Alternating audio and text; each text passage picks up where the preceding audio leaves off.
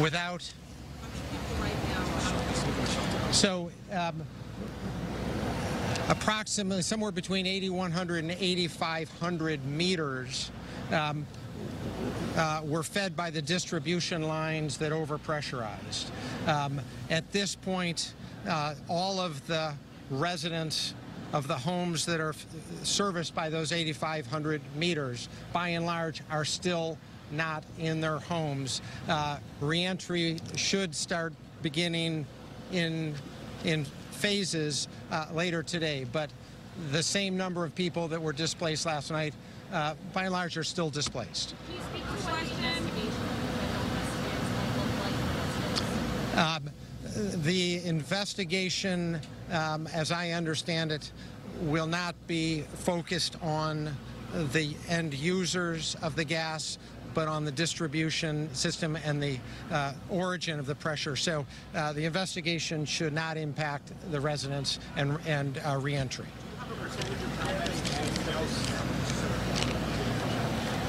So overnight, some 3,500 meters were checked overnight, and the meters were turned off by gas officials. So 3,500 of 8,500, that's just one part of the whole safety process. But overnight, about 3,500 meters.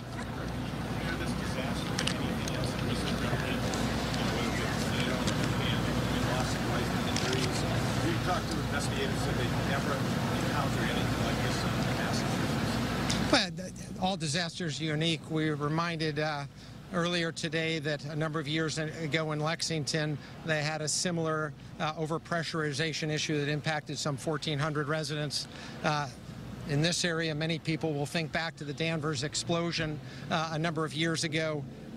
Again, there's similarities, but all disasters are unique. Thank you. Thanks, guys.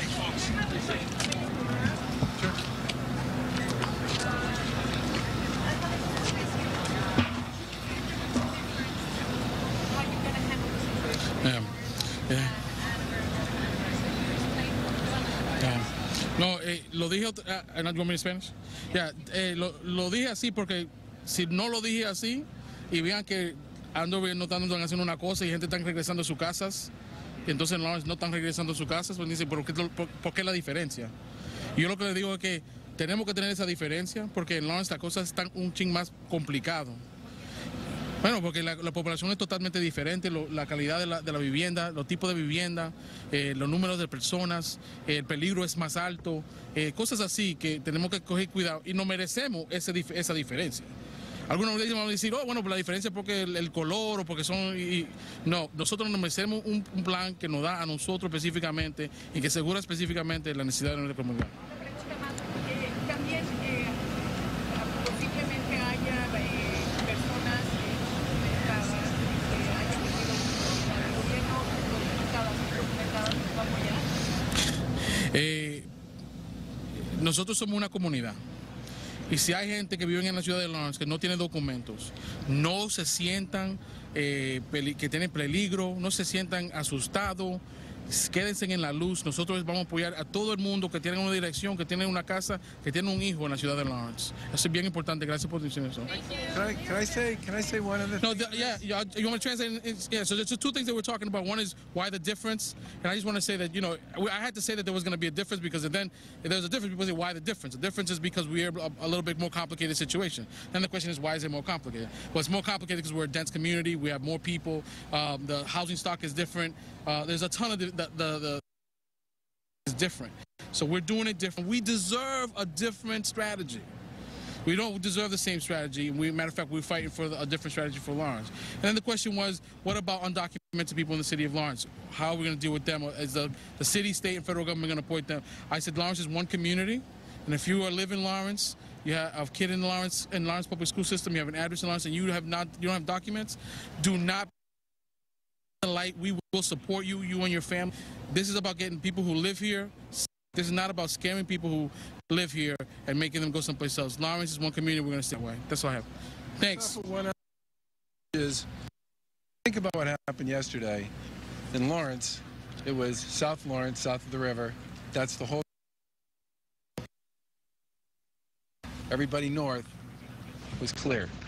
In both Andover and North Andover, you had a completely distributed problem with respect to the distribution issue, which meant they had to evacuate pretty much everybody because it was hard to figure sort of the geographic precision that they had in Lawrence.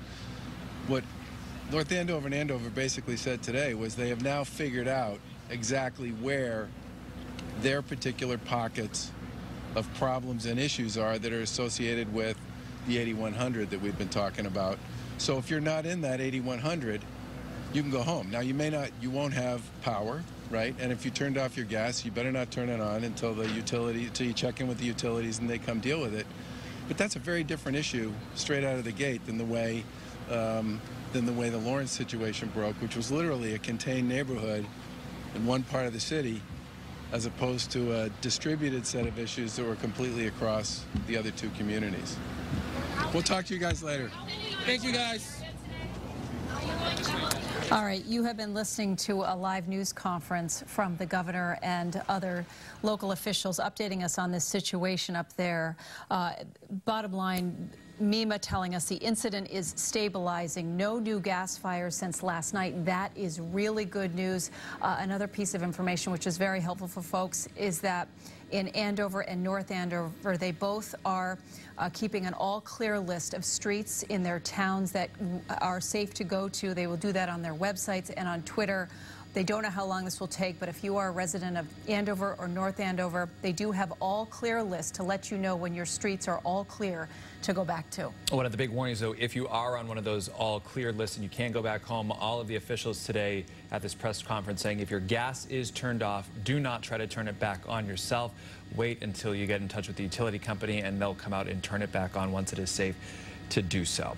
So, of course, we will continue following this for you throughout the day today. We've been on this since yesterday. These are some pictures from that. We will have the latest for you coming up on the WBEZ News at noon, and you can always get updates online at cbsboston.com.